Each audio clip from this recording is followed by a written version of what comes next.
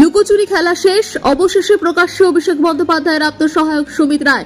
আজ সকাল 9:54 নাগাদ ভবানী ভবনে হাজিরা দিলেন সুমিত রায়। প্রায় 10 ঘন্টা জিজ্ঞাসাবাদের পর সুমিত রায় ভবানী ভবনের সিআইডি দপ্তর থেকে বেরিয়ে গেলেন। সেই মুহূর্তের ছবি দেখুন।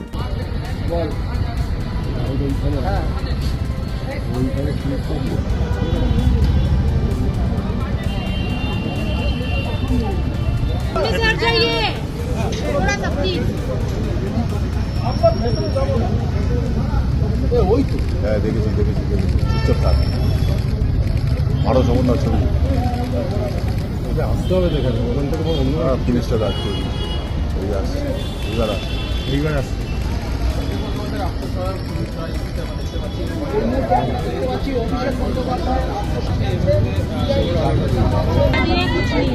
আরে দাদা সরুন। হ্যাঁ গাড়িতে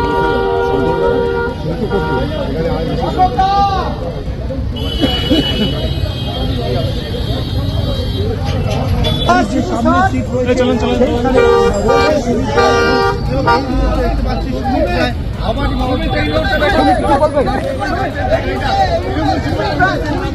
গাড়ি চলে যাচ্ছে।